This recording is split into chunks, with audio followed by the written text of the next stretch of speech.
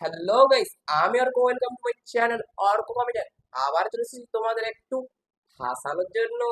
এই ভিডিওটা শুধুমাত্র এন্টারটেইনমেন্টের জন্য বানানো। ভিডিও দেখবেন, মজা নেবেন আর ঘুরে যাবেন। গায়ে মাখবেন না বাবা। বসে বসে ফোন দেখছিলাম, সেই সময় আমার বান্ধবী আমাকে ফোন করে বলে, হ্যাঁ রে বৃষ্টি, তোর এক্সের অ্যাক্সিডেন্ট হয়েছে আর ওকে সোজা শ্মশানে নিয়ে গেছে।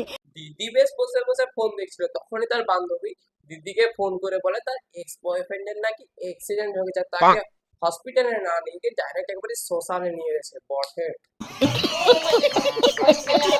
আমি ওকে একটা সময় খুবই ভালোবাসতাম, এতটাই ভালোবাসতাম যে আমি ওর জন্য পুরো পাগল ছিলাম। দিদি তার এক্স এর ভালোবাসে এতটাই পাগল ছিল যে তার মরার খবর পেয়ে একেবারে সাজতে বসে গেছে। একেই বলে ভালোবাসা।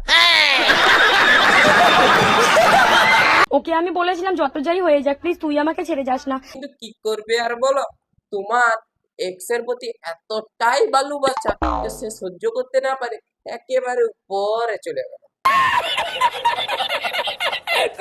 কিন্তু কি আর করা যাবে, সেই তো আমাকে শেষমেশ ছেড়ে দিয়ে চলেই গেল।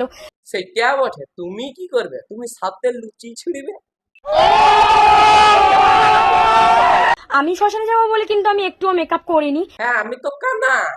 একটু ফোন পেতে 1,000 টাকা পাঠিয়ে দাও তো, তাকে চোখের দাগ টাগটা একটু দেখিয়ে আসবো। একটা সময় ওর জন্য কান্না করতে করতে আমার চোখের নিচে ডার্ক সার্কেলস পড়ে গিয়েছিল, এখন আমি সেই চোখে ভালো করে কাজল আর আইলাইনার পরে নিয়েছি। সরি দিদি, তোমার একটু ভুল হচ্ছে। ওইটা কানতে কানতে লয়, অতিরিক্ত কাজল লাগানোর জন্য কালো হয়ে গিয়েছিল। আমার হাতে যে কানেরটা দেখতে পাচ্ছ, সেটা হচ্ছে ওই আমাকে গিফট করেছিল। বেচারা আর দেখতে পাবে না যে কানেরটা আমি পরেছি। ওইটাই তোমার এক্স বয়ফ্রেন্ড মরে গিয়ে আফসোস করছে যে 20 টাকা দিয়ে ওই কানেরটা কিনে না দিয়ে 20 টাকার পাউচ কিনে খেলে কাজে লাগে।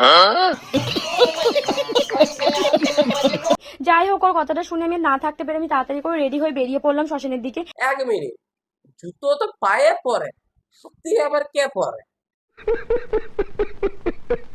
বেরিয়ে গিয়ে শুনলাম যে ওকে নাকি চুল্লির মধ্যে দেওয়া হয়েছে।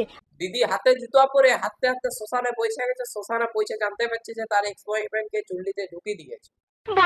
আর ওই যে চুল্লির মধ্যে জ্বলছে, একটা সময় ওকে নিয়েও আমি অনেক জ্বলেছি ভাই। বসে বসে ভাবছিলাম এটাই ভগবান যা করে ভালোর জন্যই করে।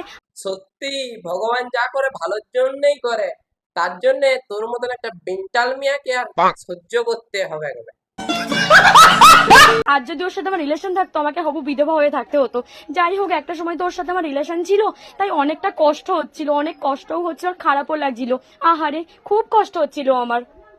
হ্যাঁ, সে তো বটে। এতটাই কষ্ট হচ্ছিল যে তার মরে যাওয়াতে হোটেলে গিয়ে চিকেন পকোড়া চা খাচ্ছ।